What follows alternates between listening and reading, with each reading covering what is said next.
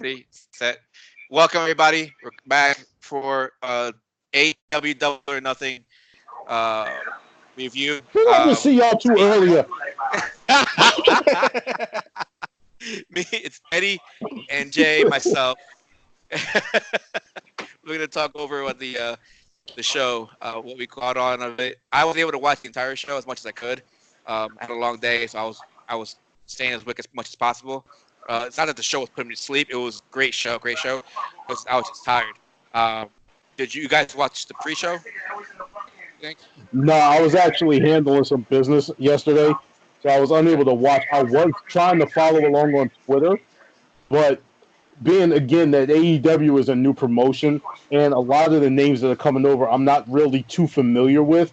It's kind of hard to Right, actually put into perspective exactly what's going on, as opposed to when I'm, kind of sort of following something else like a WWE show on Twitter or something like that. right. I was also So, at work, so it was one of those like I'm following it on Instagram and Twitter. I'm like, okay, I don't know who any of these people are, but okay, cool. all right. So let me go over how they had their casino battle royale set up. So it was 20 wrestlers, and it started with 5 men in the ring. Every 3 minutes, a new wave of five came in. Huh. The 21st wrestler was called the Lucky 21, and what happened was, in so every wrestler picked a card, a suit of cards, right? And if you were part of the clubs, you went in with a club card. So each suit was given a slot when to go in. So let's say I think it was the spades went in at first. And every five guys that drew those spades, they went. They were the first five in. And Mhm. then like I think like 2 minutes into the match, they showed which suit was coming in next.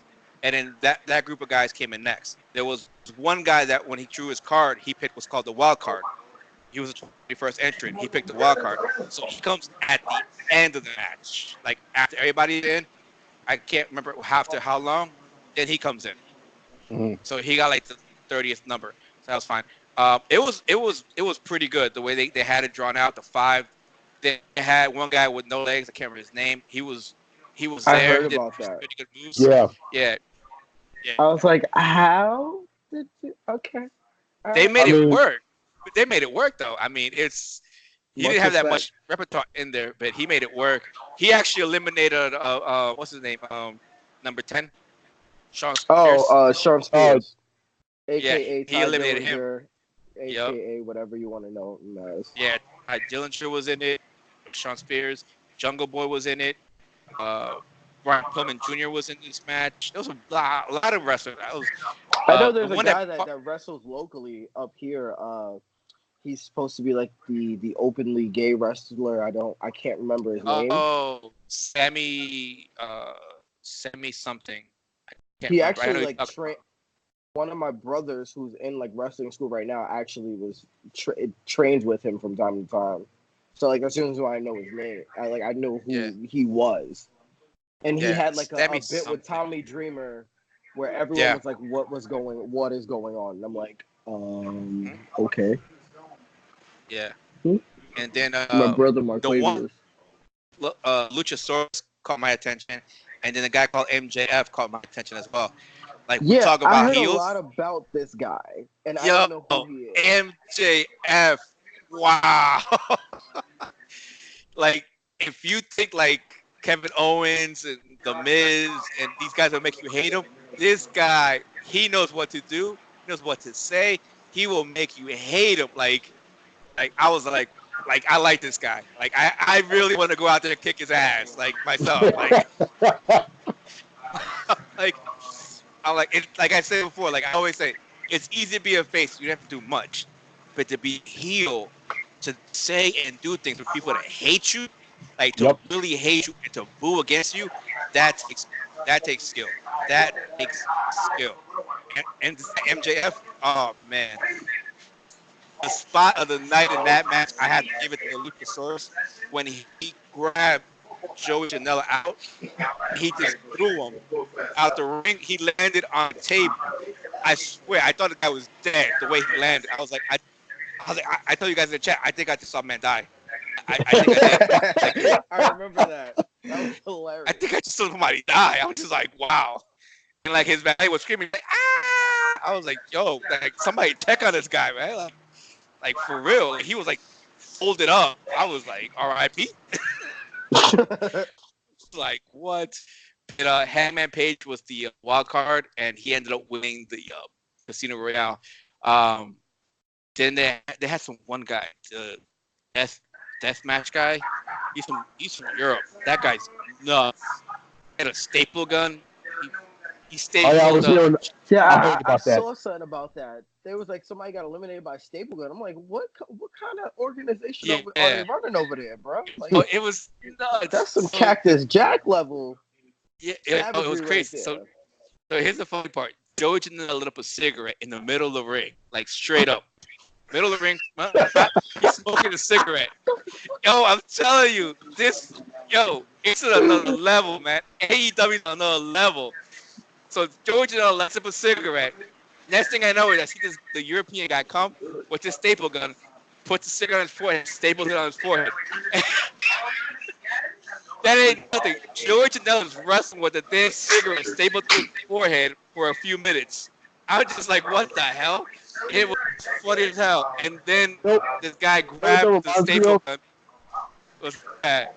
You know what that reminds me of? You remember Sandman from ECW? Yeah. That's that reminds me of. Like without even seeing anything of it, that legitimately reminds me of Sandman. But this guy got the staple gun. He stapled Tommy in the forehead, and then he stapled him in the nuts, and then he threw him out. Like you gotta watch it. It's nuts. This Casino Royale was insane. And this was on a pre-show? Yes. Like here's the thing. This was followed by the Kip Sabian and Sammy Guevara match, if I remember correctly, which I think they should have done backwards. I think they should have had the Kip and Sammy start off the match and then the Casino Royale. I might be wrong, but that's how they did it. But if that's the way they did it, I think Kip should have started it with Sammy. It wasn't a bad match. It was a good match. It was a very good match, but I think the Casino Royale would have got everybody amped up because of how it was worked out and how it finished. And with Hangman Page being the Joker, like the crowd was amped, like they were souped. Like even I got souped. You know what I'm saying? Because like his entrance is pretty cool. He's got a pretty cool entrance, and then like he's not even showing up, and I'm like, all right. I'm like, yo, it's like I don't even know this guy, and I'm amped. Like what the hell? Like, so I think they kind of they did a little wrong there. They should have flipped them, but it is what it is. They were having some audio issues here and there. It's only their second show. It is what it is. They're gonna get better as time goes on. So I'm not really mad about it. It's just the little things here and there. It is what it is. But again, the Kip and Sabian and Sammy match, it was pretty good. It was high flying moves. Kip felt like he was more of a technical wrestler with some high flying moves. Sammy was a high flyer. He was actually impressive. Sammy actually, even though I picked him too, he was actually I was more impressed with him than I thought was going to end up being impressed by him. To be honest. So that was a good match to watch. Once that was done, they started off with Best Friends versus Angelico and Jack Evans, which was a good match. I'm just questioning the tag team name. Which one, Best Friends? I just find it funny. Yeah. I'm like, what? Like, y'all couldn't come up with nothing else? It's like, we're best friends, so we're the best friends. Like, what? What Hype Bros. The Hype Bros. And then what's the name for the what's the new name for Zack Ryder and what's his name? They have a name? And Kurt Hawkins. Does they have a name? They have a name? I don't think they have a name. I just thought they would call Hawkins a writer. Yeah, they were the Edgeheads back in the day, but that was it. I thought they had a name. I thought they had a name. But that wasn't a bad match, though. It was a lot of high spots, mostly from Angelico and Jack. But Best Friends, they have like a move called like the Doomsday, kind of like the Legion of Doom. Man, they folded up. I was like, he's dead. He's got it. I was like, wow. Like I'm telling you, this match, the card was just like better. Like, it was like, hold my beer, I can do better than you. No, you hold my beer, I can do better than you. It's like everybody's up themselves here and there. That was a pretty good match. The SoCal match wasn't bad either. There was a lot of high flyers in that one. It was a lot of entertainment. The the matches I want to talk about mostly is the triple threat with Baker, Nyla Rose, and Kaylee Ray. Um, holy cow! It was I was like jumping because the three of the girls came in, did their whole little entrance. It was all cool, and out of nowhere, Brandy Rose comes in, and she's like, "I want to." I told you girls we're gonna have. I was hoping you guys have a great match, but I want to make this awesome. So, bam, and then you hear an entrance song. You're like, "What?"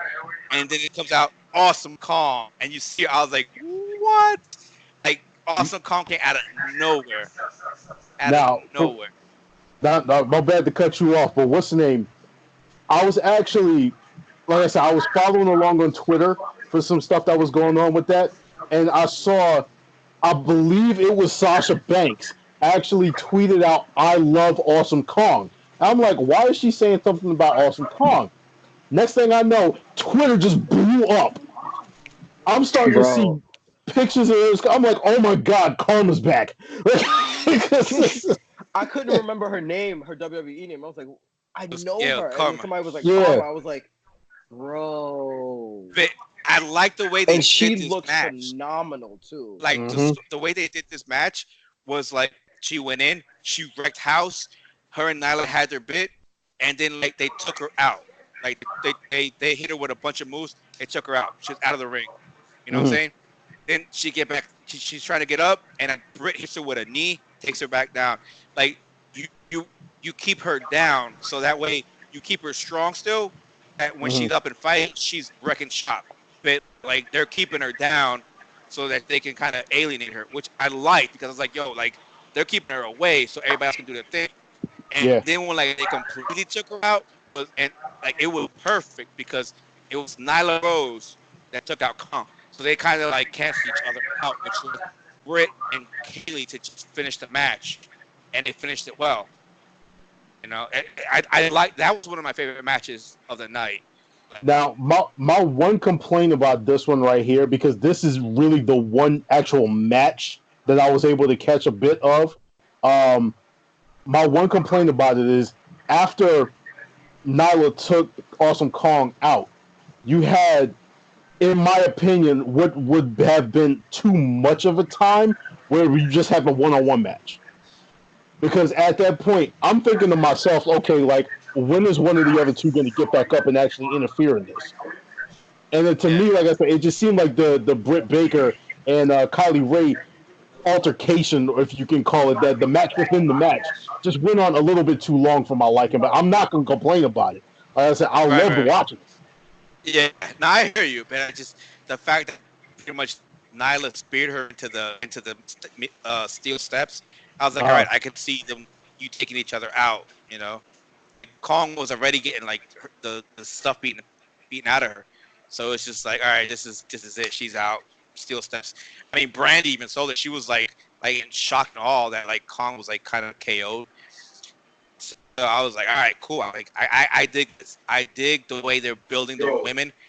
Kong is strong, Nyla's strong. They kind of took each other out, which let the other two kind of do their thing and uninterrupted by the other two. So it's like you leave the other two strong women strong, and you don't have either one of them taking the pinfall here. So they stay strong. Like the yeah. whole match, they were strong the whole match. I liked it. So I mean, they're doing pretty good. Um, the other one that I wanted to see because of who was in it, because I didn't know anybody, was the women, the six women from Japan. Man, like Asia Kong was a little older. If this was probably her 10 years ago, maybe it would have been a lot better. I mean, but you can't blame her. She's up in age. Um, but so I'm not mad at her. It's just everybody's saying that she's great, and I got to see some stuff from her, and I was like, all right, cool. I can see what people are talking about. But everybody else, like, well, I think there's one girl. I think it was not Ema, the Yuka Sakazaki. Oh, she's like you think Kari Sane was insane or Io Shirai? Like some of these girls in this match, man. God, like where are they hiding them? Like where in Japan are these women, man? Like I was like, yeah, I would have watched some more of this. You know, it's just it was a pretty good match of six unknown women. Well, yeah, six unknown women I've never seen before, and I wouldn't mind seeing it again in the future. Like it's a good introduction to these 6 women that you've never heard of. If you're Now, not are they following all Japan, are they AEW women, or are they just like people that they're like New Japan was allowing them to use for that night? I don't know because I don't even think they're in Japan because like 2 of these chicks had like belts. One had 2 belts, and another one, Yuka, she had Ah, another belt. So there was like 3 belts on display in this match alone from mm-hmm. Japan. So I don't know. I don't think they are from Japan. We have to look into that one. And then if they aren't, like where they're from, we have to see. Maybe they were loaned over. I mean, there has been talk where AEW like they do cross promotion with a lot of other companies. So I Right. wouldn't be surprised if that's another case of that. I mean, it was a good match. You guys should catch that one too if you can. Now, apparently there was 3 main events: Lucha Brothers versus the Young Bucks, the Rhodes Family Feud, and then Omega and Jericho. Mm-hmm. So So the we'll start 3 with the owners, the emotional. owners of the executives of the company were the main event. Yep. That's what you're saying. Pretty much. So So yeah, let's start with the emotional one because it's like I gotta know where to go because each one of these 3 matches are so good before, during, and after. It's just like it's. Let's start with the Lucha Brothers first because I think that would be the other 2 will be much longer. So the Mm-hmm. Lucha Brothers and Young Bucks was, if you want to see a tag team match ever, it would be these two teams going at it. I mean, you're high flying, it's daredevil moves, freaking guys kicking out of finishers that would finish other people. I'm just like, they got hit with the Canadian Destroyer here, over there, Sunset Flip, Frankensteiner. I was like, what am I watching? Why are you kicking out of that? Like, you have no, you should be kicking out of that. Like, it's like what? And it was a great match. I mean, I wanted Lucha Brothers to win, but holy cow, man, the Young Bucks, they are no joke, man, no joke at all. Like, I hats off to you guys. Like, I can't wait to watch another match. I cannot wait to watch another match of Young Bucks. Jaquan, I know you said you've never seen them before, but man, you gotta watch them. They are the real deal, man. Now I see why the Revival wants to leave WWE, why they want to go over there, and now I know why the Young Bucks actually want to fight the Revival. I mean, the Revival NXT versus Young Bucks would be a great match, in my opinion. It'll be a great match. It'll be like it won't be as similar as this because we're talking about Lucha Bros, which are like they're high flyers. The Revival aren't that, but they will put their own great match in their own way. Like, mm, like bitch, just let them go, please, just let them go. Do do wrestling fans a favor, just let them go, man. It's it's like, that oh real. It's that real. yes, like Okay. it Wow. it is that real. Like the Young Bucks Wow. are no joke. Like I even said, I was like, what? Like last year, like their match I thought was okay. Their tag team match at All In. But this one, oh god, I I needed a break. I needed a break. I needed to calm down. It's You like, sound like you, bro, man. Listen, I would have thought you mentioned the girl of your dreams. You all red and just all puffed up and everything. Good God. bro, the match. When you watch the match, man, oh my god, bro. Yo, the moves. Like, all right, so I watched Lucha Underground. So I already knew what the Lucha Bros can do individually, right? I knew what each one brought to the table individually. And then when I heard they were together, I was like, yo, it's a wrap. They could take over the world. So I was hyped for this match already as it was because of them 2 alone. And then I saw the match, I was just like, done. I'm done. I don't need to watch the last 2 matches, and I'm already happy. Put it that way. Wow. I didn't need to watch the Wow. next 2 matches. I was already happy. You know? Wow. That's all I can say is wow. Yeah. Yeah. It was like, oh damn, dude. Only And thing then I think I saw was like I don't even know what it's called. It's like a front flip power driver Frankensteiner on like the side of the apron or something by the Young Bucks. I was like, what the hell are they doing I'm telling over you, there? there was move. I'm like, what move was that? Like, I've never seen that. I'm like I'm telling you, like, how did you get up from that? Like, like, wait, hold on, you're not dead yet? Time out. Exactly. Yeah. We A need couple of to times. check it. You need to check your mortality right quick. There was a couple of times I was like, no, he's not dead. He's alive. He's still alive. He's still alive. Oh my God, he's still alive. So I mean, it was. One thing I wanted to ask too. How was Jim Ross on commentary? Because I heard he's slipping. He's slipping. He was. From the little bit that I heard, what you're getting right now is Jim Ross. Oh, like I said, at the time that I heard it, Jim Ross is providing not play-by-play right now. He's kind of sort of providing color. So he's not speaking as much as some, the other guys that are actually on commentary. And because of the fact that he doesn't have a story to follow, it's kind of hard, and he doesn't really know the wrestlers or whatever that are around. It's not coming off as the Jim Ross that we know. Right. Yeah. I'd love to see Jim Ross and Marco Rubio on commentary. Like that's something that to me would just be amazing. Or Jim Ross and Nigel. Like can I think Jim Ross and Nigel would be a good setup. I don't know if people would understand that because I don't think people are this is the reason why, because I don't think people really understand Nigel and where he comes from and what he brings to the table. People, I don't know why, but with commentators, they don't just take it for the value of what it is sometimes. So, but going to the Cody Dustin match. Okay, I saw the end of this match. I saw the after the pin. I ain't see the match. I've seen clips of the match, and Dustin kind of explained how he got busted open like that. But that was that wasn't razors. That was just straight up like, nah, he got popped in the head, and his face just, he started chasing waterfalls like he was Left Eye. Yeah, I heard this was like straight out of Mortal Kombat 11, yo. Yeah, bro. Like I'll get to that, but it's the entrance. It's the entrance. Like Cody's entrance. Yes. All you hear is like music.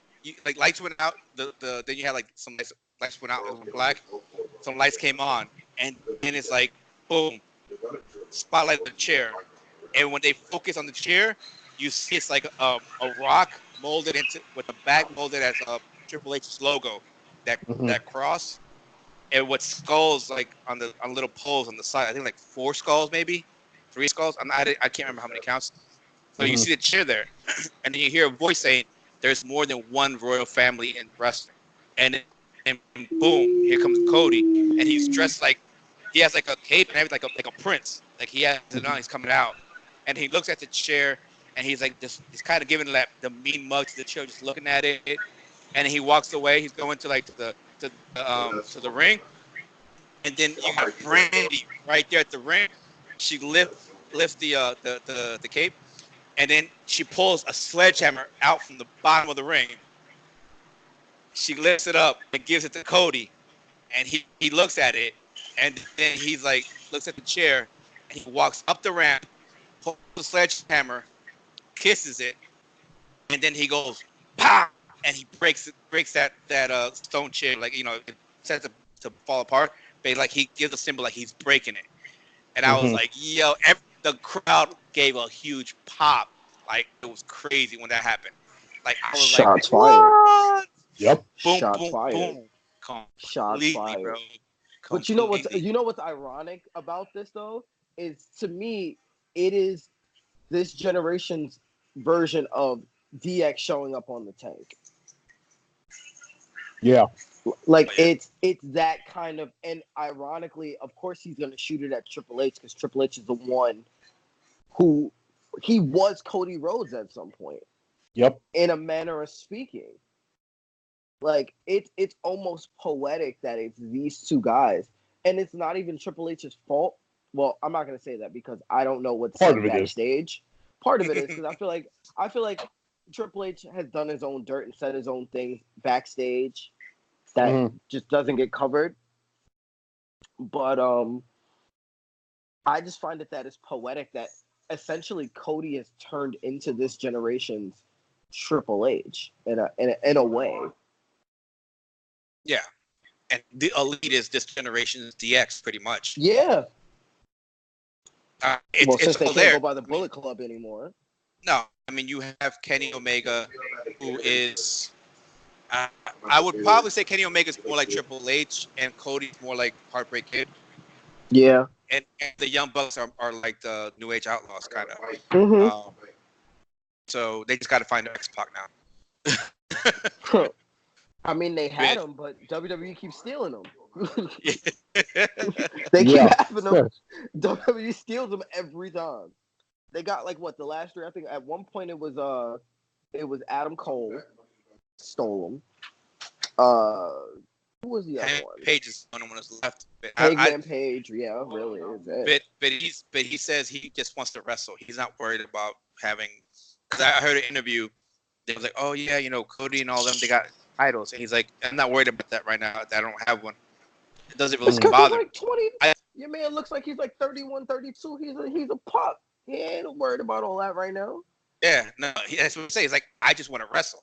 All I want to do is wrestle. Yeah. I'm not worried about titles. They've been here for years. They've done this and that. I'm like, hey, they deserve it. They've worked for that. Like, I just want to wrestle. I'm just getting into wrestle. That's all I want to do, wrestle. That'll come down the line maybe in the future. I don't care. I just want to wrestle. I respect it. Back to this match. Wow. Like, Dustin. Man, watching this reminded me of watching Dustin when he was WCW, and before WWE like screwed him up. Like it was like all natural. Then he put a little bit of Goldust in there. He mixed some new stuff in there with some old stuff. Like my man did a shooting star press. Put it that way. Can he still he can do that? Ain't he like 55? He did that. 56? He did that. He did it. Ooh. That's Jim Ross was like that. What? That just gave me like Shane McMahon doing a shooting star press images. Like I gotta watch that. Like Dustin. That makes me. I fear for his health. Like he's an old man. I don't. He did it. I mean, did he land it? Is the question. Oh, he did. He did everything right. I remember he got up and he did like the whole Goldust like this and then plop top turnbuckle. He almost did Shattered Dreams, and this is where he got cut. So he put Cody up on the turnbuckle, and he set him up for Broken Dream Shattered Dreams. He had him set up and everything. He was going to the other side of the opposite corner, and then Cody just took the cover off the turnbuckle. So pretty much, Dustin was like, all right, if I kick you, I'm going to break my foot if I hit that metal piece right there. So he was going to do something else. And then what happened was Cody got out the way, shoved into the exposed turnbuckle. And that's where he got cut. Really? That's he said it was at a point where Brandy interfered and Cody has like a cane or whatever. And at the end of the cane is like a wolf emblem. And the wolf emblem hit him. He got hit with the wolf emblem because he's like, well, Brandy doesn't really like me, so she hit him a little hard, and that's where he got cracked. No, I remember he got hit. He ran into a turnbuckle, an exposed turnbuckle, and then Brandy got him with a Hurricanrana, I think it was, because he walked over to her without knowing because he was already holding onto the side of his head like this. And then she caught him with that, and then next thing you know is he's like, I guess when he landed, it pretty much made whatever the cut was worse. It probably rubbed it off even worse. But he gets up, and then you start seeing it's just gushing. I'm talking about bad, bro. I'm like Cody plays with it because he wiped his face. He put the blood all over his body. Like he was like Cody ended up with blood all over his body on purpose. But like Dustin is bleeding all over the ring. Like part of his face was black and red. Nah, nope. It was all red. All red. Which is poetic in itself. Yep. Being that he's like the blood of my blood, blood of my father, blah blah blah blah blah, whatever.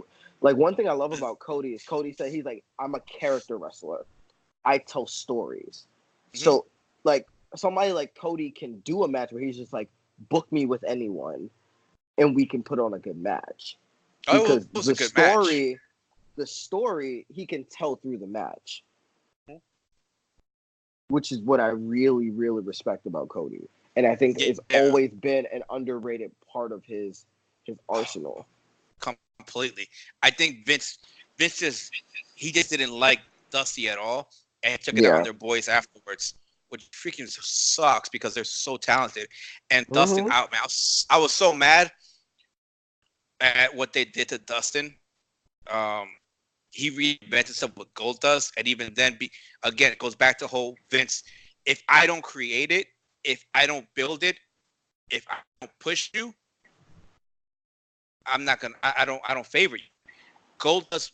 They gave him the Goldust gimmick. I think as a way to shame him, like they did his followers with the polka dot gimmick. And I think because the way he did it so right, people loved it and got around it. Vince didn't expect it to pop. That's why years later, when they gave him that crazy gimmick when he was with Luna Vachon, with crazy colors and the mouthpiece and all that stuff, I was like, I think that was Vince pretty much screwing him again with that gimmick. I was just like, golly. And then when he went to WCW, they tried to screw him too. Oh yeah, with that little child stalker gimmick.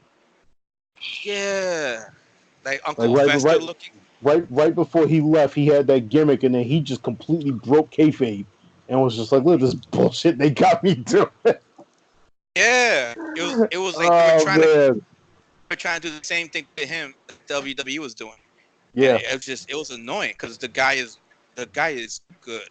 Like he even pulled out a power bomb. Like you know how Randy Orton does that power bomb? It looks so natural. Mm-hmm. Dustin did it, and I was like, yes, thank you. Like he used to do this. Like, oh my gosh, man. Like there's a reason why like he goes by the natural. Like, oh man, it's just watching him in this match just reminded me back in the day when he was so young and he was actually good. He had the potential, but just nobody knew what to do with him. And then Vince just didn't care because his last name was Rhodes. And then when he wanted to go by Rhodes, Vince was like, no, you're not going by Rhodes. And that's why he was going by Reynolds. Reynolds, yeah. Yeah. That's ridiculous. Because the thing about it is anybody who had any type of experience with WCW knew who he was. So it's not like you're hiding anything like that. You're just changing the man's name out of spite. Mm-hmm. Yep. Yeah, Vince doesn't like Dusty at all, man. And it's just sad that his kids are getting the same treatment for nothing that had to do with that. And that's what I love about Cody, because Cody's like saying, you know what, I'm not. No. Like he's like, no, I'm not. We're not gonna do this. You're not gonna give me the avenue to do it. So I'm gonna create. I'm like, you're not gonna open the door. I'm gonna blow off the side of the wall. Yeah, basically.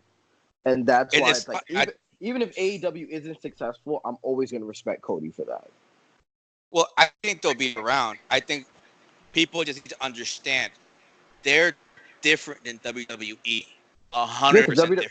WWE is an entertainment company. AEW is going to be a wrestling company.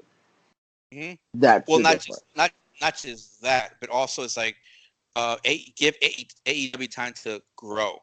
Don't expect them to be on the same level as WWE next year and 2 years. No, let them go smoothly. Follow them. It's going to take time. Mm-hmm. They're not going to be. They're getting their crowds. They're getting everything. But you need to just let them go easy, smoothly. Mm-hmm. They got Tony Khan in it, and he has money, so he's like he's not in a rush, and so they're taking their time and doing it right. Yeah, I mean, as long as they don't do what TNA did, then they'll be fine. Basically, yeah. But I mean, can we talk about the after though? That after that match was the jeez. match was great. It was a great match. I mean, like I said, if they ended with Lucha Brothers and Young Bucks, I would have been happy. Watching this one, I was like, crap. I'm like, wow, Kenny and Jericho going after this match. There better be. It's got to be phenomenal, which we'll get to afterwards. But when Cody came up and said that to Dustin, I was like, I had Benny's thoughts in mind. Like, yeah, Dustin's going to retire after this. So Yeah. I'm waiting for He Cody to was say something like, all right, like, yeah, I'm going to retire you now, and like just beat the snot out of him. You know. Yeah, and I No. think even Dustin said in his interview after that's what he was planning to do. Cody didn't say anything to Dustin about this. That was all just Cody being like, "No, you're not gonna. This is not the last image that they're gonna have of you. Like, this is not gonna be it for you." Now the Even funny though thing about that though, Dustin for him is like, I gave everything else. I have nothing else left to give. yeah, That the was funny thing, Dustin's mindset, and it's just like, bro. the funny thing about that though is just thinking about it from the standpoint of we were literally just on the last podcast talking about things changing at the last minute and destroying the WWE for it. This is a change that I could just get behind. Not Yeah. because of the fact that it's just like, okay, it's not the WWE that did it. No, this is a completely different thing. You have a situation where these two literal actual brothers have been begging for a match with each other throughout the entire time where the both of them were actually in the WWE. Right? Cody leaves. He starts doing his own thing on the indies. Dustin stays in the WWE. He stays there throughout his entire time, and these two still can't get their match or whatever. These finally got their match. And it's to the point where, Dustin has this whole thing. He's just like, all right, listen, this is going to be it. I'm going to go out there. This is going to be our last match. My last match is going to be against my brother. Right? What better way to pass the torch off than for two brothers to pass the torch off from one to the other? Yeah. Cody says, nope, we're not doing that. That's not going to be your last match. I got something better for you. And that is us actually going out your last match, if this actually is going to be his last match, being not fighting against me, it's going to be fighting at my side. And I can't do nothing but stand. I'm not standing up right now because I'm lazy and my computer's in my lap. But I can't do nothing but sit up here and clap it up for him. Yeah, Much because respect. he's changing the game and he's giving a wrestling real talk, a wrestling icon. Like, you can't have the Attitude Era without having Goldust, to me. Yeah. No. Like he's one of those, like, everyone remembers like the WWE Attitude games whenever he got hit and he made that weird sound. Like, people used to play with Goldust just so like you could have that. You know what I'm talking about too. Uh-huh. You know exactly what I'm talking about. Like, Goldust is forever for our generation going to be like a staple. Like, me being a kid, I didn't even know what drag queens were. I just knew the dude was weird, but I dug it. Like, I dug it. And for him to come full circle and almost kind of pass the torch on it, for his brother to be like, no, we're of the same blood. We have a weird relationship, all that stuff, but we're of, one of the greatest of all time. And the only way for you to go out is for us to do it together the way Dad would have wanted us to, is one of the most poetic things I've ever seen. Like, you can screw Triple H, Shawn Michaels, whatever. Mm-hmm. That, to me, was a moment I think that will live in wrestling history. Yeah. And then the fact that, like, he broke down and then they hugged it out and both were crying and bloody and just that raw emotion. I'm like, dude, it doesn't get any more real than that. It's like, that's why you watch wrestling, for those kind of moments. And then this pay-per-view had to fuck around and top it. How you top that, I don't know, but they found a way to do it. Next Yeah. match. Yep. Yeah. Next match. So that ended there. So Kenny Omega and Chris Jericho. Chris Jericho's entrance wasn't as great as Cody's, but it was good as well though, because one of you guys said it earlier. That Cody actually uh, made Jericho's match. He designed it. He organized it, which was pretty good. So they first introduced Lionheart Jericho. You know, you see him. He wears the vest, backs his Lionheart, and then place goes dark again, and now comes, which I kind of disagree with it, but whatever. Jericho with the list of Jericho. Bam, spotlights on that, goes off. Then it's not like the light. It's dark, and all you see is the jacket lit up, and then like go out, and then boom, comes Jericho with this good look. I was like, wow, that's pretty dope. Like you see, like all the changes that he went through. And pretty much, he was still hot, and no matter what level he was at, he was still hot, and he redefined himself pretty much four times. Yeah. And he's still on top of his game. Like he came out the Judas, right? Yeah, yo, yeah. I love that. That's his song on the Indies. I was like, He yo, better have come out to that song. I love that song. Oh, that song gets me hyped to do just about anything. Like I could be about to start cooking. I'm playing Judas. I'm about to chef it the hell up. If I got to run up a mountain, I'm listening to Judas. Yo, word. And I will make it up that mountain. I will be crying. I may die when I get to the top of that mountain, but I'm going to get to the top of that mountain. Jericho looked like a little bit out of shape. I'm not sure if it's the age has gained. I think that's his age, or the touring, but he still looked good. He still looked good in the match. So I'm like, it's just a comment. I'm not really griping about it because I know he's up there in age. I think he's older than me by 4 years, maybe. So that's crazy. But it was a great match between both of them. I really thought Kenny was going to win this, but they during the night, after they presented the belt, they said that the winner of the Royale was facing the winner of this. So at that point, I was like, "Oh, Hangman Page won it. Yeah, I think it's going to be Jericho." At that point, I figured it had to be Jericho going to win the match because I don't think they're going to have Kenny and Page go at it for the belt, even if it's be like a month or two. I thought they're going to have him face for that. It was a great match between both of them, but the ending. Let's just go to the ending, bro. Woo! Let's go. So Jericho, after he beat Kenny, because the whole thing with Jericho right now is that he's telling everybody, "You got to thank me. I helped put AEW in the map because of who I am." So he gets on the mic and he's telling everybody to thank him. As he's saying that, Mox comes down from the crowd. Bam. A la OG Shield. Mm-hmm. Yo. I was like, my man kept his Shield days.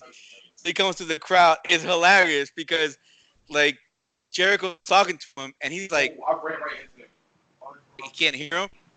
And then he gives him a dirty deeds. And the referee comes around and is like, yo, you can't do that. Bam, you get one too. See, my question is, was the dirty deeds or that inverted DDT his finisher in the Indies, or did he just take it with him when he? I think it's his. It's his. Okay. It's gotta and I was be wondering. his. I'm like, and I don't know if they called it the dirty deeds because I don't think I think the dirty deeds title was a WWE thing. Yeah, I don't think that's last night. They were calling it 30 D's last night. Oh, okay, well, AEW do whatever they want, so basically they're gonna say and do whatever the heck they want. Well, until they can say it until WWE says, "Oh yeah, you can't use that. That's ours. Give it another name." You know, and this is petty like that, so he would do that. But that was the Dean Ambrose we were all waiting to see when they split from the Shield that they just would not let be. Like they had to give him a gimmick or I'm like, no. When he won the WWE title, this was the Dean Ambrose we saw. Yeah. When he was just like, I'm gonna do what I want. I'm not gonna be gimmicky. I'm just gonna fight and we're gonna have fun. And it's like if they would have just let him put on purely hardcore matches and just let him go, they could have had this kind of Dean Ambrose, and Dean Ambrose would probably still be in WWE. What's funny is after watching him last night, I'm like, oh my gosh, we were getting glimpses of Jon Moxley from Dean Ambrose here and there, little by little, but he wasn't able to pull it all out. So I was like, wow, just like you're saying, it's like if we got Jon Moxley in WWE, it'd be a whole different ballgame. But at that point, I don't. But the thing is, if Jon Moxley was in WWE,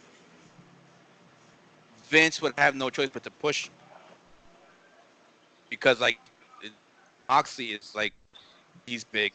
Like he's in the words of the great Stephen A. Smith, he's blockbuster. Absolutely blockbuster. Yeah.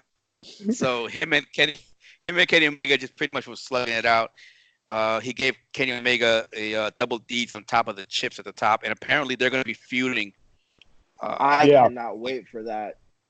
Yeah. I'm like, if there's one way for you to come back with a bang, it's against literally the guy that's considered. Like, you go from Seth Rollins to Kenny Omega, bro. And then they announced that he signed a multi-year deal. Which I feel like he was worth. The reason why I think Dean Ambrose was so defensive of what are you gonna do next? He's like, no, don't talk about what I'm gonna do next.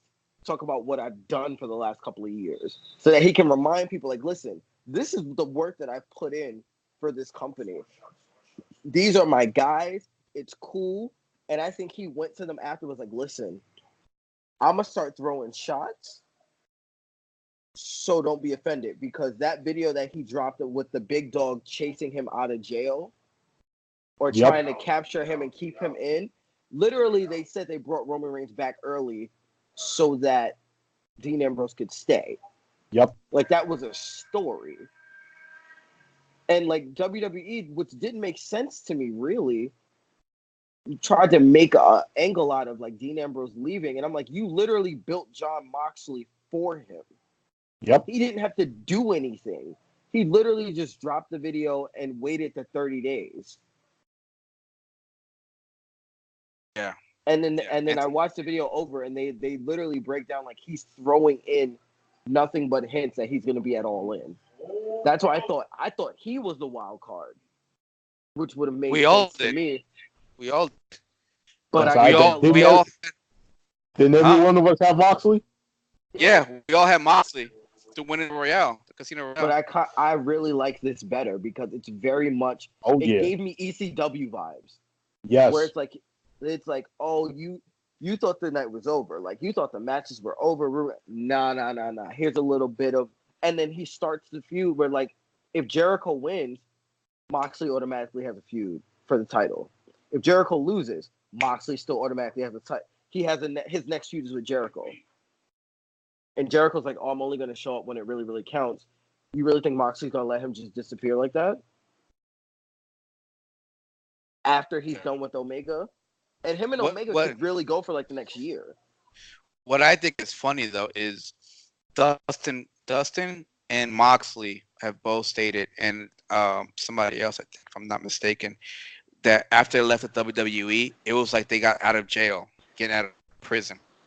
Because if you look at WWE, how structured and how it's like Vince is literally a warden, because if it's not his way, then you're in the hole. Like, look at Braun Strowman. Like, Braun Strowman literally, how many times have he started getting pushed, and then because of some kind of BS politics backstage, he gets buried again? And it's like, bro, Braun Strowman was literally poised last year to be world champion. Now, if he wins the world championship, I don't care. Like, he was poised to beat Brock Lesnar. If he fights Brock Lesnar now, I don't care.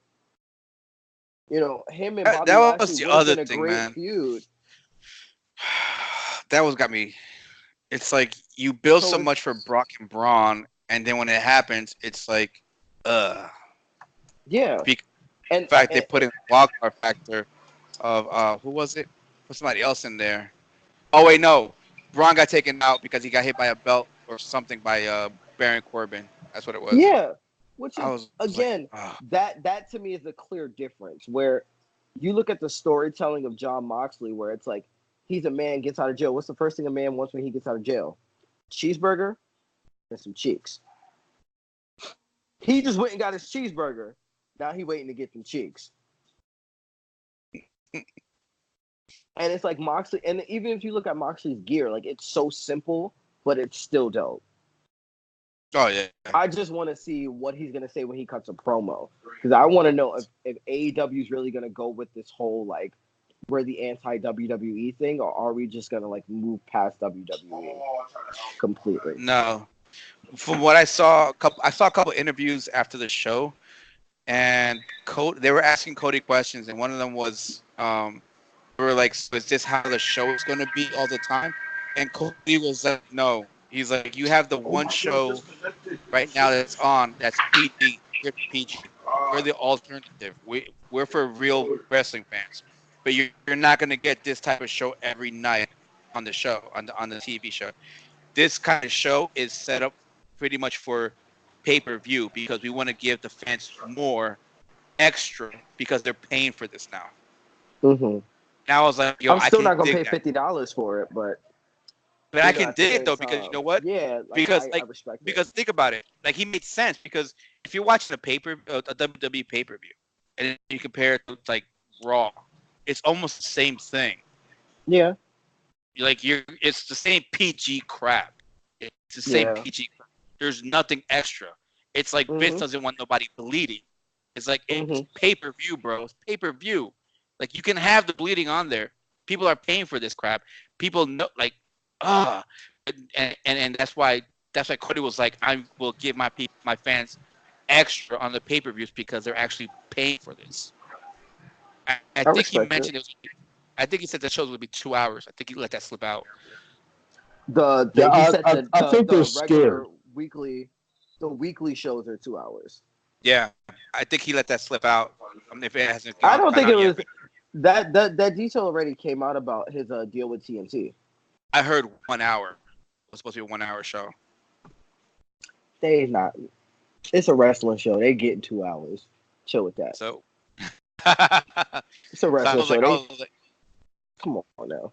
I thought it was interesting, and I like the concept that the wrestling show's gonna be a wrestling show, and pay-per-view is gonna be something special that they don't put on there. It's just what's supposed to be because you're paying money for it. You're paying $50-$60 for it. I want something special. You know what I'm saying? I don't want something I could see on your regular TV show that's gonna cost me nothing. Yeah. And that's what I feel sometimes with WWE. It's like I'm paying for the monthly service. It doesn't really cost me as much. At the end of the day, it's like $10 a month, $120 for the year. That's like 2 pay-per-views, and I'm getting more for that, and that's fine. It still though, it's like for those that are actually paying for the pay-per-views, I'm like, if you're getting HD, that's like almost close to $100. Mm-hmm. That's a lot of money, bro. And then, especially with the last one, with the Money in the Bank, I'd be furious. The way it ended. Oh, let's go. Oh, why do you want your money back? Here, let me see this picture of Brock going like with the Money in the Bank. That's why I want my money back. It's like, come on, bro. AEW is fun to watch. Like, I think I think we will end up loving this one.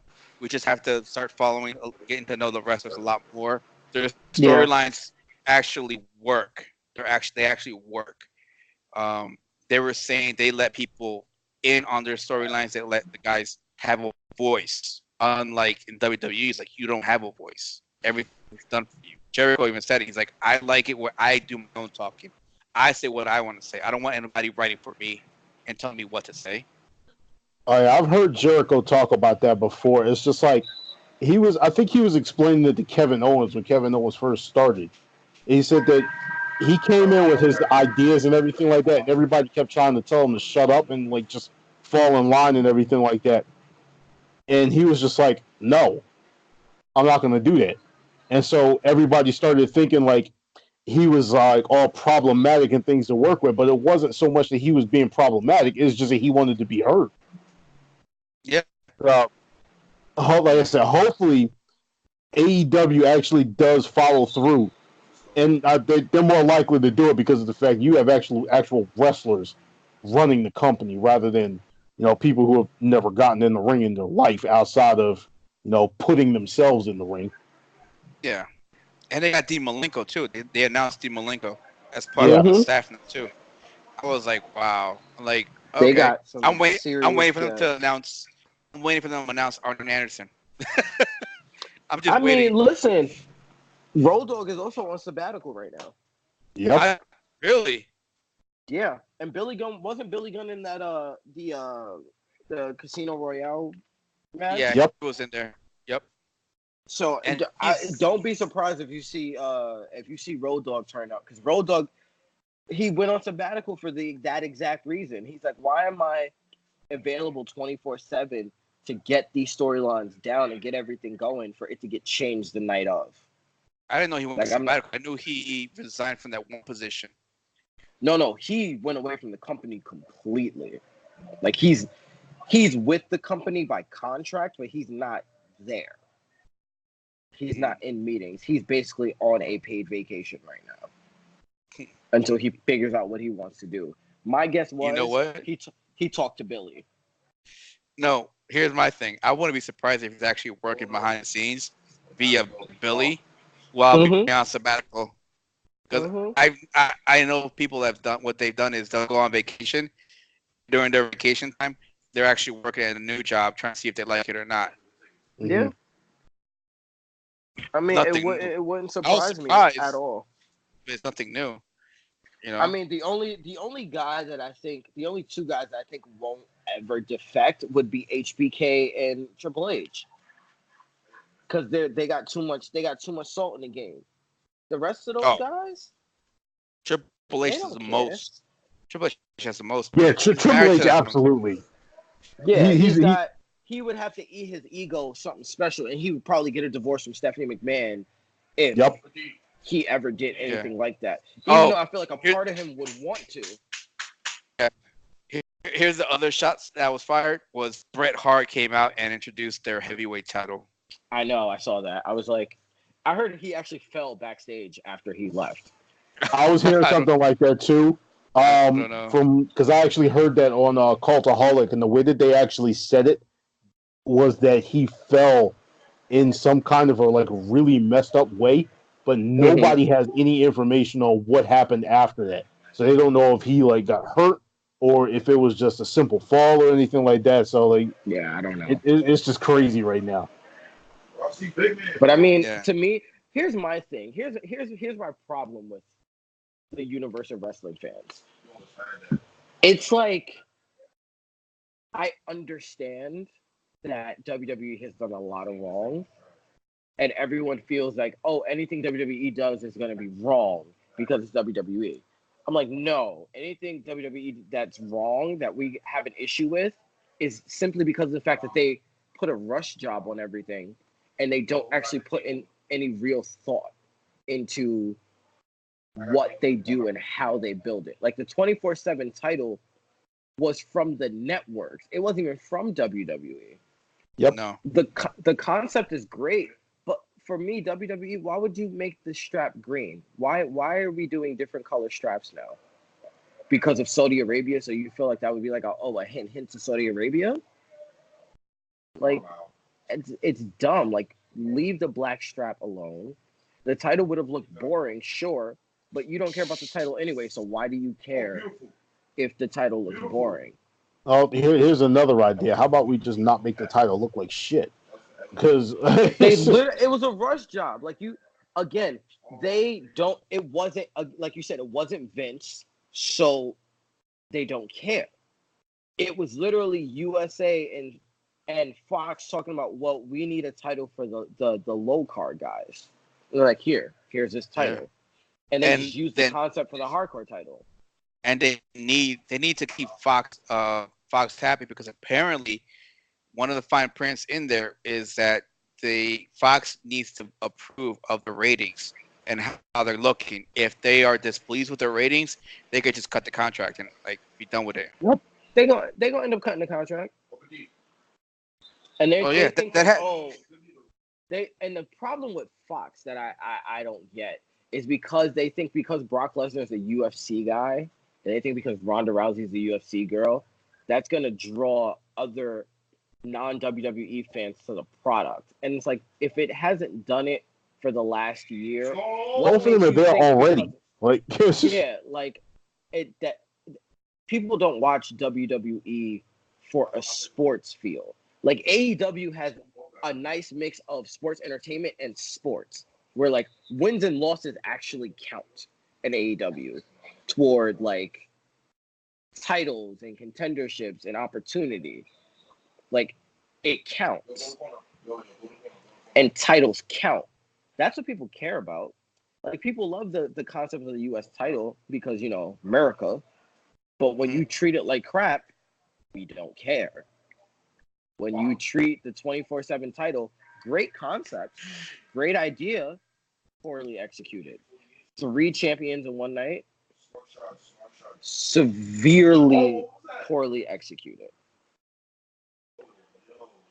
Yeah, it was bad. I mean, I don't know what's going on with WWE, but Vince needs to wake up. Because AEW, if they don't have people's attention now after this event, I'm interested to see what they're going to do with the next 2 events, Fighter Fest and Fight for the Fallen. There's no word if they're just house shows or if they're pay-per-view shows. Both are going to happen here in Florida. Fighter Fest is in Daytona, and Fight for the Fallen, I think, is in Jacksonville. I might have them reversed, but I know they're going to be one in Daytona, one in Jacksonville. Which can't remember which is which. I think Fight for the Fallen's in Daytona. Okay. I can't remember what, but they're going to both be one in Jacksonville, one in Daytona. One's next month, and the other one's in July, if I remember correctly. Yeah, something like that. Here's the thing: Vince has we might as well just say June, July, August, September, right? Because I think AEW's TV comes into play in October, right? So he has 4 months. He has 4 months to figure things out before AEW has their TV show. Because I don't know if they're going to have the pay-per-view. I don't know if these 2 shows are pay-per-view or tell shows. Well, so he has what's the name? To figure it out. If I remember correctly, there's a show coming up, I believe in August. They were saying that it was... They have renamed it because it's the Chicago show that's coming up. Remember, I was saying I think it was supposed to be called All In 2. That's all out. Yeah, they're calling it All Out. That's their like that's supposedly, like, from what I was hearing, that's supposedly going to be like their WrestleMania. Yeah. Come on. Yep. He got 5 fouls, bro. They got 5 fouls. That's August of this year. I might have my dates wrong. I could have sworn that they said it earlier that it was supposed to be in August. Yeah, August 31st this year. Wow. Mm-hmm. Wow. Yeah, so you're right. They mentioned that there was going to be like their WrestleMania because they actually have a plaque that's dedicated to them at that arena.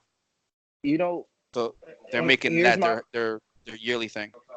Here's my thing where I don't think WWE is going to pay attention because, you know, somewhat as much as fans are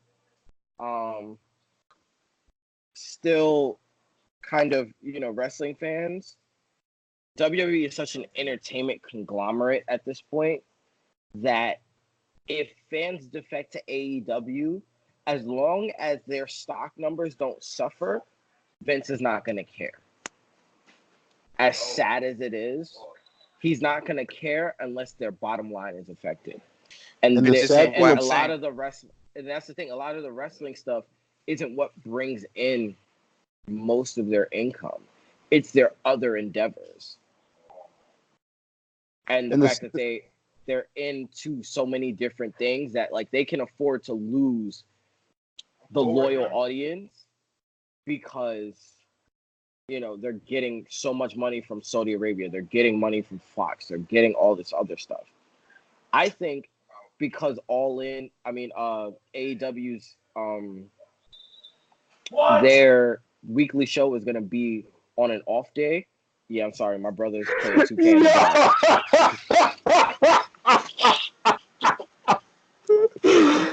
That was such a mark moment too. Just throwing the Stone Cold what in the background that timing was amazing. But because AEW is gonna have it on an off day, it's not gonna directly affect Raw SmackDown. Mm-hmm. But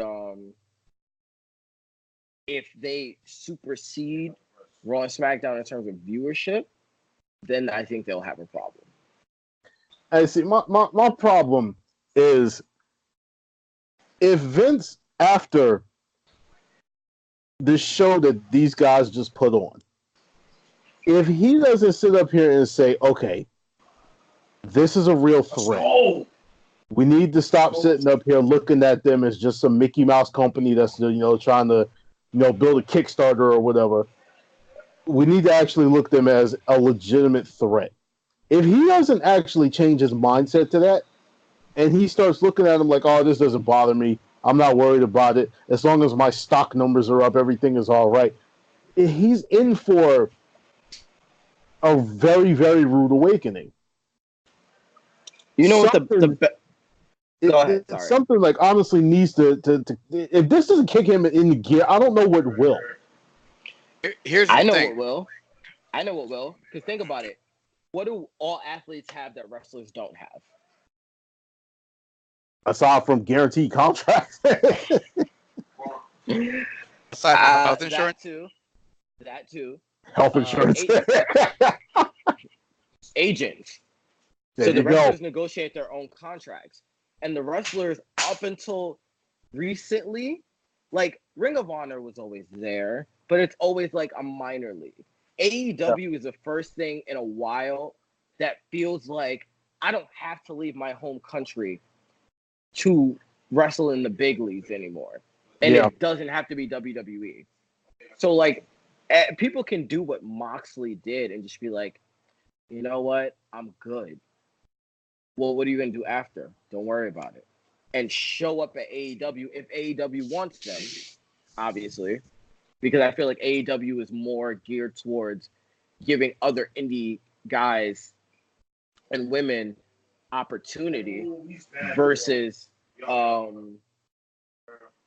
just funneling in other WWE talent. But if there are like guys like Moxley and, guys like Seth Rollins, if he has a falling out with them, and can come back as Tyler Black. Mm. Guys like that, guys even like Dolph Ziggler to a degree, that they can bring in, and that it's good. Like they're blockbuster. Like they're those guys that they can build a main roster scene around while building their own guys. Then I think Vince will be like, oh crap, okay. Or like say the next big free agent, like you get a guy like Kushida that like Triple H can just go out and he can pick these guys off. If they start choosing AEW over WWE and over NXT, and you got guys at NXT that are like, well, I'm gonna let my developmental contract expire, and I don't wanna get moved up to the main roster. I want to go to AEW, and AEW starts to bring in those guys from even NXT. Then I think Vince will kind of like Triple H is gonna have to like, he's gonna be forced to be like, listen, either you leave or I leave, kind of thing. Like it's gonna take something that dramatic for Vince to change his ways, because he's so locked in, and because he beat Eric Bischoff, because he beat Paul Heyman, and those guys worked for him after. He has an ego where he's never been beaten. If AEW starts to then beat him at his own game, then Vince is gonna start kicking it into gear. Until then, but that's the thing with AEW is that like you got to give them time to grow to that level where it's like, oh, okay, they're legit. Like this is a real thing. Here's the other thing though is you have to think. Um, Vince might doesn't have to worry about AEW right now. Like I said, he has 4 months until the show comes out to figure things out and write his ship out. The problem is he already has not just bad ratings, TV ratings for both shows. He's got bad attendance on the house shows, Mm-hmm. and that's bad. Bad attendance on the shows for Raw and SmackDown as well. Because remember, they don't show you the whole arena anymore like they used to. Mm-hmm. They Right. they try and clutter people around. So they're already having issues Mm-hmm. before AEW's on the air. AEW just put on one pay-per-view. This is the second pay-per-view. And it was in Vegas. Like those Vegas tickets ain't cheap, bro. Here's For the Nope. people to funny go thing. out to Vegas like that. They actually cracked a joke. They were saying I think it was the Young Bucks. They're like, oh yeah, we sold out 20,000, and I think Cody was like, no, don't overbloat the numbers because this place only sells out at 13,000 something, and he was like, well, this is wrestling. We always overbloat the numbers. So Oh 20,000 yeah, it is. yeah. Messing with. Yeah. So I was like, all right, yeah, 20,000 sold out. So I mean, Vince needs to fix it before AEW gets on the air because even though you say that they're not on the same night, you shouldn't worry about it. But Fox and USA Network is going to be paying attention because if they see the numbers still going down and remaining at a low level, but yet AEW puts on is on like for a month or two, and their numbers are higher, double, triple maybe, and if they can keep that numbers high, they'll be like, all right, why is this three month old, 4 month old, half a year old company have double, triple numbers as you, and you've been in the game for how long? Yep. It's I gonna be think an issue. that'll be the only way something happens with Vince, or I think that'll be the point when Vince wants to step away and focus on the XFL because again, the XFL is supposed to debut next year, Yep. Yeah, so he can't be two places at one time. I think he's gonna leave before that because he's got to get this And ready. yeah, the crazy thing is, from what I was actually hearing, Vince has absolutely no intention of leaving anything to anybody. This dude is legitimately going to try and run the WWE and the XFL at the same time. One is gonna fail. Yeah, I don't know which one. My guess is the XFL because it is so new and needs so much of his attention Yeah. that it's gonna fail. yeah. Which is sad because if any sport needs an alternative, it is Football. football. Yes. And was that Desperately. was it AFL? Was it AFL? And the AFL, yeah, and Yeah. and again, the issue with the AFL was attendance, Mm-hmm. really. And it's like the NFL didn't have any competition while they were growing, so they could afford to take losses. What the AFL should have done, if they're being started by NFL people, then they should have just marketed themselves as a D League, which I thought that's what they were doing. So I figured they would be flush with cash and They talent couldn't. by the NFL. They couldn't because there wasn't an agreement between uh, uh, the NFL and AFL in order to do that. They were banking on the fact that they were going to be able to do that down the road. But once the NFL said, "Oh hell no, nope, we're not," it's an issue with the player union to have this. That's what the AFL was like. "Oh, we're doomed. We're done. They only had enough money for a certain time, and then when they asked that other guy to put money in, he didn't put the whole 250. And then there was something else about it too as well. That's why he didn't care about it. I forgot what it was. But AFL was screwed. Like they had no game plan at all. They had no available funds to hold them through for a couple years or so. And that's why they folded so quickly. Which is terrible because I feel like, you know, that was really the only way for guys like Johnny Manziel and Hey, Jaquan, check your mic. you know what it is? My headphones died. Oh, So that's just the sound quality I'm getting. So you hear the what a lot louder now.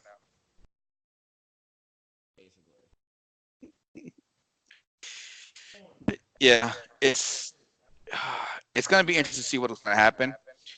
Um, Vince needs to just accept it is what it is. His mindset for this business is old as he has not evolved with it. He stayed and didn't want to change. He should have picked this up after the Monday Night Wars when there was that lull period where there's no competition. Mhm. Should have changed the game right there, but he Mhm. didn't. Yeah. He kept it the way it was, and that's when I stopped watching because I was like, this is the same thing as '80s crap. There's talent here. Like Evan Bourne was one guy that I liked, and he didn't get pushed. He just became a jobber. I just like I'm done with this. That's why I stopped watching for I so stopped long. watching as well for a while. Yeah, I only got back in when Seth Rollins when the Shield actually got introduced was when I got back into it because those were the guys that got me back in because I'm thinking they're gonna be like a new DX kind of situation because again I saw Dean cut a promo and I'm like, oh, this is giving me major DX vibes. They're about to rough shot everything. Oh, it yeah. was.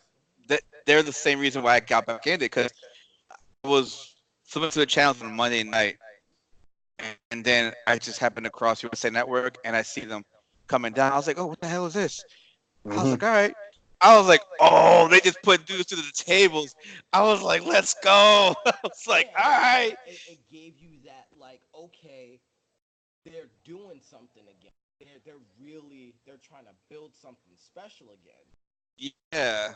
And now it's just like I feel like once Linda McMahon went to Trump's cabinet and they had to go strictly like PG, that was the nail in the coffin. Like That was before that. it was, but that I feel like that was really what. And then the fact that they were marketing to kids, which is cool. And even Cody said it. He's like, you know what? You're a PG company and you're gonna market to kids. That's cool. That's your niche. We're gonna take over the niche that you used to have. So I'm like, you're gonna basically get all the fans that are bored with the PG crap and all the old school fans to watch AEW. So yeah, Ernie might be onto something. They're probably going to usurp both Raw and SmackDown combined, at least for the first. People are curious, and God forbid they put on great stories. That's entertaining. Yeah. And they're smart. They're like, we'll do it Thursday. We're competing with you on Monday or Tuesday. We'll have our own day. I think they're Don't going have to worry back to about it. Fridays with Fox. Well, SmackDown? Yeah, I think SmackDown's going back to Thursday or Friday on Fox. I Oh, think man. AEW is supposed to be on like Tuesday or Wednesday or something. Yeah, you got SmackDown going back to Thursday, not Thursday, on Friday, Okay. and then Tuesday is supposed to be AEW's night. They're going to be running Tuesday night Dynamite. Okay. Okay. Because I remember they were trying to do it where they were not gonna compete with WWE head on. Yeah, I because mean, They that's didn't the want to do that. mistake that TNA made. and that's the Yep. mistake that WCW made. Truth be told. Well, I don't know about that being a mistake with WCW because No. WCW was winning that for a minute. They yeah, they were fine until they came out with Thunder. Yeah, they tried to And do too then much. Thunder was ended up being like a Yeah, like you're doing too Saturday much. night main event. Yeah. Like if you watch the Monday Night Wars, there was at a certain point where they were talking about it where if you were on Thunder, it was like a punishment. Yeah, Mm. So it was like you would never see NWO on Thunder, and if you did, it was like the lower level of the NWO members. yep. Those guys that had that third NWO theme that didn't make any sense. Yeah, like that's what Low it key, was. That's you know what WWE can do to like get their guys like think about it. What is the one thing that the indies have been thriving with that WWE just refuses to actually pull the trigger on? Actually do. factions. You can literally all you need is a cameo. You can have these old guys cameo and say that they're reintroducing this stable with the like. Imagine Kevin Owens running the NWO. Nah, Kevin Owens running Four Horsemen. Okay, yeah, that Kevin Owens, Sami Zayn, You could figure it. We could figure it out another day. two random, newbies. I don't know. Yeah, well, we could figure it out. But I mean, you don't want to do the NWO angle because that's what the Nexus felt. I mean, that's kind of what the Shield felt like to me, though. No, the Shield to me when I watched it, it felt kind of like the Four Horsemen, but only with three members in a different kind of way. I feel like Because they weren't looking to take over. They were just looking to just wreck shop. I feel like honestly, the WWE missed the boat with Leo. I feel like imagine Leo Rush on the mic for like an X would have been sick. Now, I think Leo Rush saw the issues and writing on the wall, and he was like, you know what? I'm gonna try and get myself fired. Yeah. I honestly wouldn't be surprised. Because think about it, like if you look at everybody that's trying to get fired, they're like, no, we're not firing you. Okay. Or we're not, no, you asked me for release, you're not getting released. Okay. Let me And then we're try and going to get tack fired. on all this extra time onto your contract. If you were hurt, if you were That hurt, pisses me off. yeah. That If makes if me you were so hurt, they irritated. tack it on, and I then can like look at the imagine them revival. actually. I can actually imagine them sitting up there being like, you know what? We didn't use you for exactly 324 days, so we're adding that to your contract. It doesn't matter whether you were injured or not. We're just going to add it. Yeah. Like you know how many guys they can keep contract because of this? Like Sasha Banks' contract gonna last forever if that's the case. Uh huh. Yeah. There's a statement somebody made that they offered a like a jobber, somebody does enhancement talent, $500,000. I forgot for how long, just so he resigns with them and doesn't go to AEW. They didn't Yeah. want to say they didn't want to say who the person was, but Nobody knows who they're it is. just they were just trying to iterate and emphasize on the desperation of Vince not to Yep. let anybody go. And it's crazy because if you're doing it from that angle, then you obviously understand that there's an issue and there's a threat to you. So why are you continuously doing the exact same thing over and over and over again? Like the square peg does not fit in the round hole. Why are you No. continuously trying to force it in there? You know what's Yeah. so crazy? If AEW actually collabs with Ring of Honor and they don't make it out to be like we're not enemies, we're friends, and people are now like, oh, I can wrestle AEW talent, but wrestle for Ring of Honor. Do you realize how many old Ring of Honor guys is gonna go back to Ring of Honor? I think that might be one of the companies they have the working relations with. They have working relations with a lot of companies. Oh, I think like ROH is one. New Japan Wrestling is another one. Like they're trying to work with that, which makes sense and it works. and you know what's also crazy? I heard that New Japan just opened up or they're opening up a dojo in California. Yes. I'm like, you mean to tell me that's not if that don't get you scared, bruh, I don't know what will. It's like I mentioned in the other show. When you have companies like Ring of Honor and New Japan combined together to put on a show on MSG, then you have one of the big wrestling companies out of Mexico putting on a show at MSG. Why is Vince not trying to figure out how are these companies coming into my backyard putting on shows at a place that I built? If that doesn't shake you, I don't know what else is. I like I don't understand.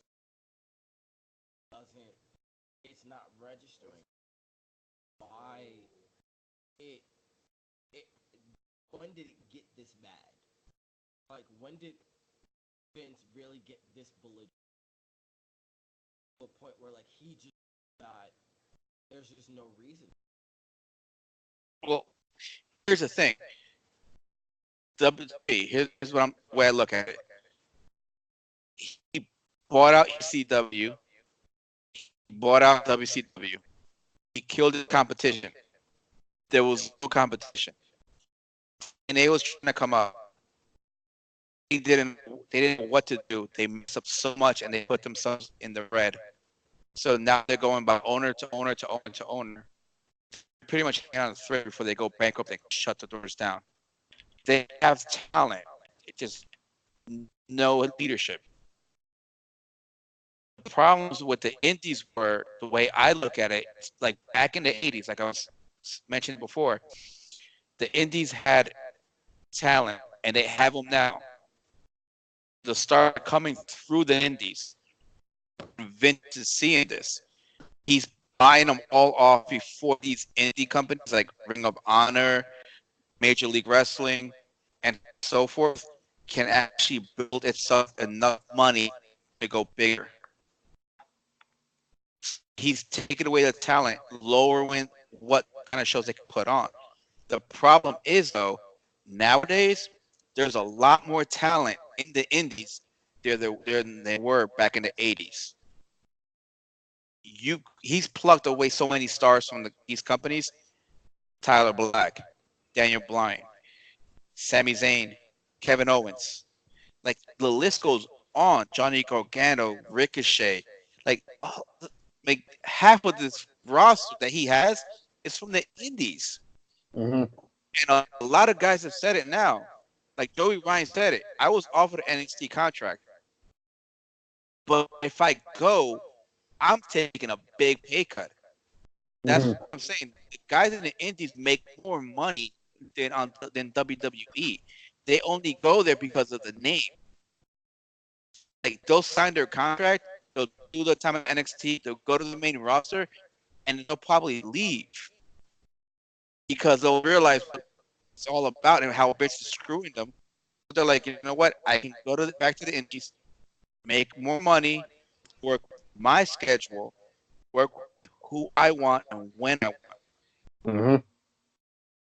This is why And I then think at that AEW. point, Go ahead. that was to say, and then at that point, they don't have to worry about working the ridiculous like schedule that the WWE guys work.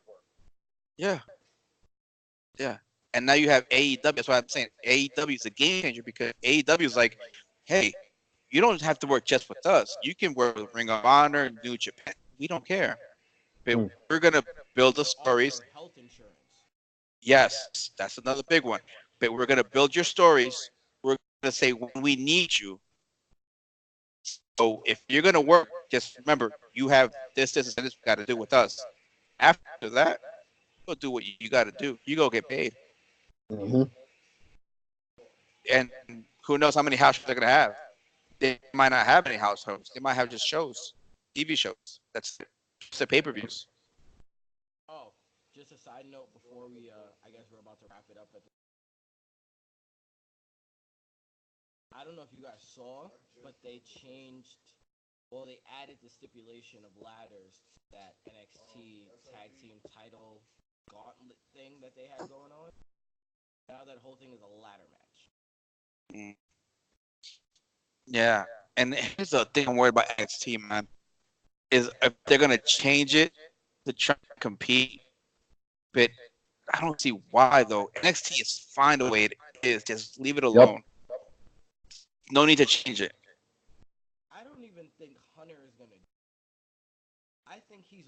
I think he's more afraid of Vince than he is of Cody owning NXT. I think with Hunter, it's getting to the point where he's gonna run out of talent to sign. NXT is gonna end up being what it's supposed to be, a developmental league, and now you're gonna see cats from the performance center actually having to be developed a lot faster to be at NXT. So he's going to be a lot more busier in NXT than he was before, developing his talent. You know what's crazy though is that I don't even think we've seen, like, just based on like the guys that I see shows, guys you have on NXT UK, you haven't even seen half the roster. Like, I kind of feel like Triple H has been preparing for this because he kind of had a feeling something was coming. So I think that NXT, like, notice no one's asking for release NXT main roster. Like, Tyler Breeze requested to go down to NXT because he wanted the title shot against Velvet. Like, Xavier Woods tried to fight for him to be on SmackDown. He was like, nah, I want to go down. That says enough to me that, like, he really does not care. Like, the whole main roster thing, guys are starting to care less about getting called up, quote unquote, and just more about working. But I just think that the thing that scares me is that Vince has already kind of ruined tag team wrestling, having basic straps on guys that no one. He's doing more than just that. Yeah, you took the strap off guys that people are buying into, like people just really getting into a point where like they could have went and got some merch, they could have made some money for the company, and you called them up and you're not even. I'm afraid they're going to do the same thing with the Street. I'm almost sure this is when the Street Profits are going to get. Them or the Forgotten Sons, and I wouldn't even care about the But I feel like this is what scares me because Street Profits have been so good for kids that now that they're getting the limelight, Vince is like, ooh, diversity. I already have a black champion. Let's fuck them out and not let them be. Yeah. And here's the other thing. I'm not sure if you guys heard it, but about the UK, all the talent they got are pissed because when they signed their contracts, they were under the belief that they were going to be able to work with other promotions when they weren't working with NXT UK. Mm-hmm. So some of them do, because I know Tony Storm still works a lot of different shows. yeah, it's rare though. The thing is that what they did was they signed all of the top talent in UK and signed them to pretty much these exclusive deals. So because they didn't realize this, they had to cancel a lot of the shows that they were going to have because now they signed with NXT UK and now the exclusive just them. And UK market is furious because it pretty much WWE did what Vince did back in the 80s to the entire indie market and US market. He did it in one fell swoop in UK. The indie market scene in the UK was hemorrhaging for talent. Luckily, they had enough that came back up. And they're fine now. But they were concerned, like they were like, "Oh my gosh, we have no more talent, this and that." Everybody's on these exclusive, restrictive deals with NXT UK,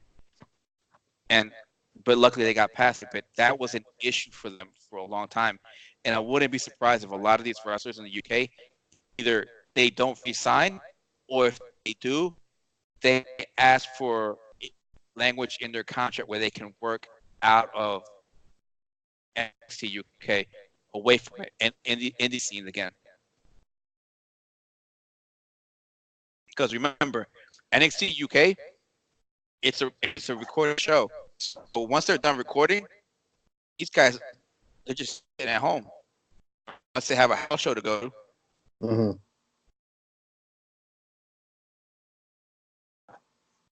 So it's going to be interesting to see what WWE is going to do in the next 4 months.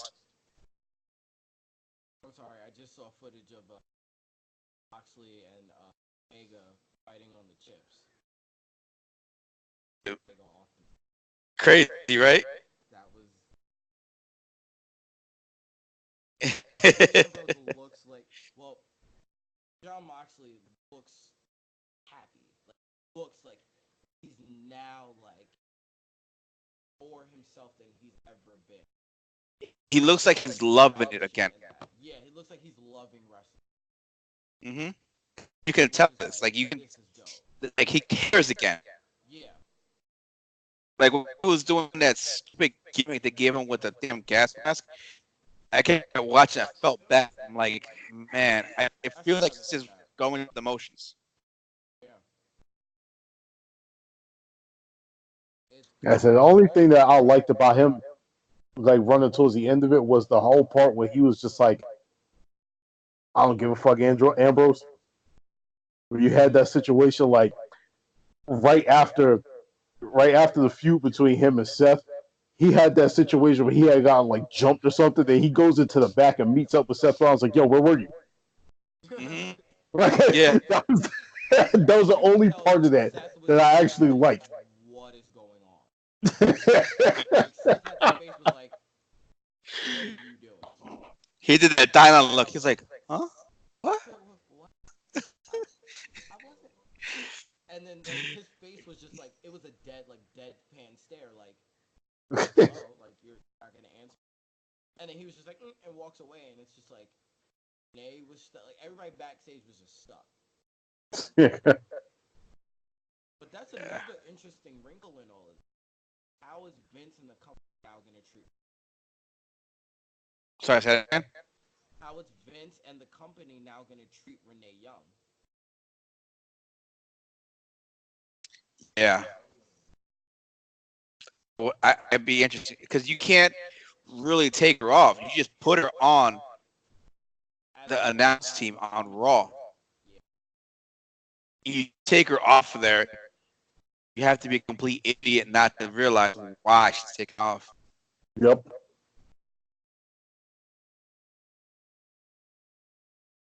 I mean, They'll figure something out. can you imagine if she was like, you know what?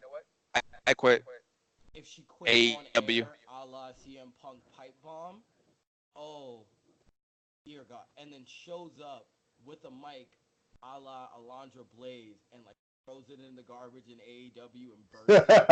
Oh, that would be so good. It would just be so juicy. Oh man. Well, they are this June, July, August. August 31st is the next pay per view. All out. So it's not gonna happen in 3 months. There Just you saying. go. Mm-hmm. A lot And I can don't happen in know. 3 months. No one knows how long what Renee's contract. They have different. Yeah. For all we know, John might have said like, or he might like, let your contract run out and you could just join me in AEW afterwards. I'm sure they'll give you a job. Yeah, and I feel like them two because there's a picture of John Moxley next to Cody Rhodes sticking the middle finger up as like it was like backstage after the whole. Like you knew that they were talking. Who's to say that Brandy isn't gonna bring in Renee Young as an actual managerial talent? Manage John Moxley, actually give her a gimmick. Like who's to say that they're not gonna do Renee Young? Say that Renee Young doesn't want to wrestle. Like Yeah. there could be a lot of like back dealing right now, especially with like people like Sasha Banks. You think ain't nobody called Sasha yet? I don't know Yeah. what Sasha did on the Indies. Even if she was an indie girl, I think she was straight to the performance center. I don't think she was on the Indie. Oh, here's another thing I realized. They grabbed one of the WWE's main people that does the outfits. Mm-hmm. The only reason I know is because I used to watch the Divas, and I was watching and I remember her name from there when I was watching the lead up to Double or Nothing, and I was like, I remember that chick. I was like, oh no way, they pulled her out. So can you imagine if they get Sasha Banks and her husband? And they get Yep. Mikaze, it's over. Bro, like And it's funny if you because pay attention to some of the ring gears that's hot, he's probably made like half of them. Mm-hmm. So I mean, WWE has a lot to lose if Sasha's gone. It's not just Sasha; it's Mikaze too that they lose. I wouldn't put it past him.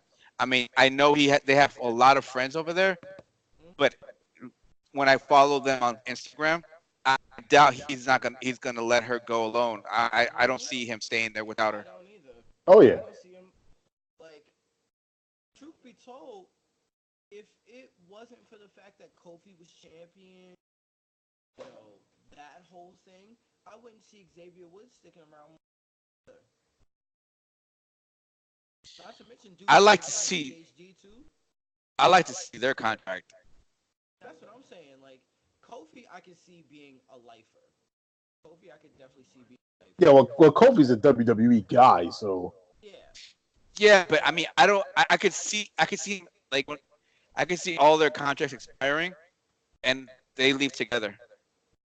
Yeah, I could see I that mean, because because the only one that really has like stuff still to do and can be pushed to still do stuff is Big E. Like they're not gonna push Woods that much more. They no, should. yeah, U.S. champion, but they're not. no. Even I think cruiserweight can, champion, they're not. here's the thing.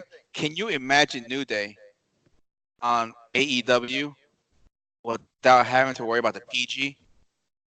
oh my goodness. Yeah, these guys push the limits as it is. Yes, Imagine yes, how dope that feud with the Yo, Usos like would have just been. Big E That rap battle alone. that they had if it was AEW and not yeah, WWE. Because notice yeah. they dropped that line about Paige. Whenever you hear about it now, they dropped that line about Paige, even though that was the best line. That was one Mm-hmm. rap battle because of that line. But Yeah. I mean, I'd even think about it this way. Imagine the Usos in AEW.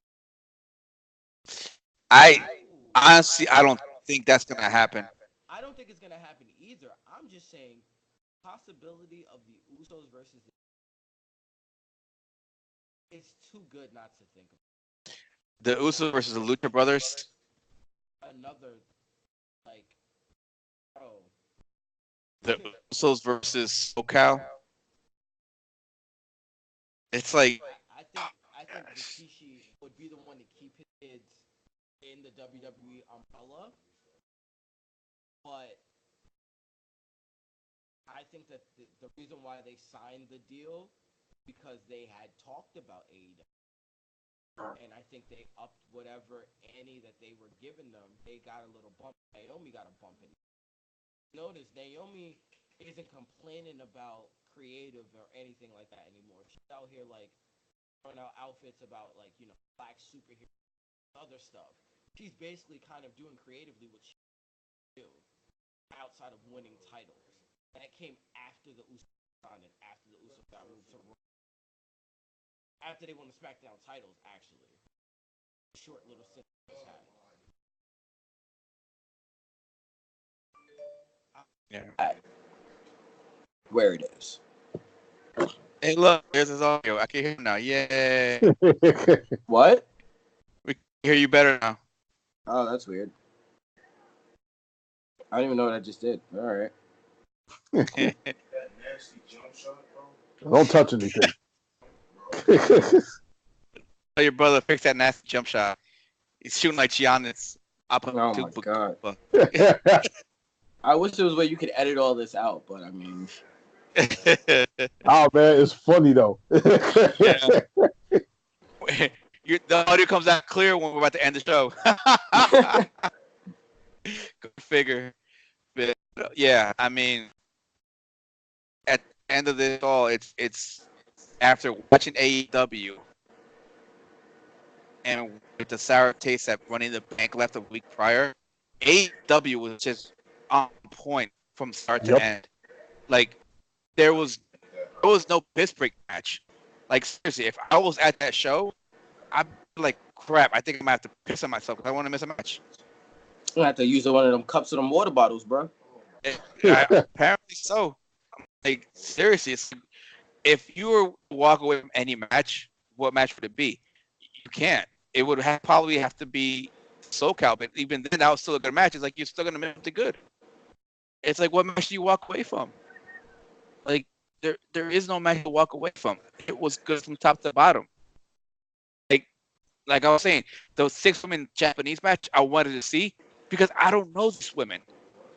I don't. So I was like, I want to know what they're bringing to the table. I was like, all right, cool. I was like, this is pretty dope. It's like luckily I was home and I could just like, yeah, I'll take a piss break and I'll be fine. I don't have to worry about waiting in line and coming back and instead of having a 1 minute piss break, it's 15, 30-minute piss break. I miss the entire match. I mean, WWE, it's like, okay, we always know which one is the piss break match because they now always we have get one. 2 and 3, so I mean we get multiple piss breaks now. Yeah, but I mean you need it because they're putting on like freaking 5-6 hour shows, 8 hour shows. Mm-hmm. For what reason? For what reason? Oh, man. It's interesting to see the next 3 months, leading up to AEW's All Out to see what WWE does.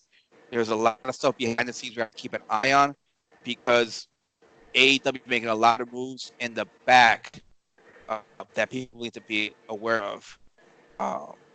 WWE also is trying to keep talent away from going to AEW, and this is also going to affect WWE or NXT from signing new talent.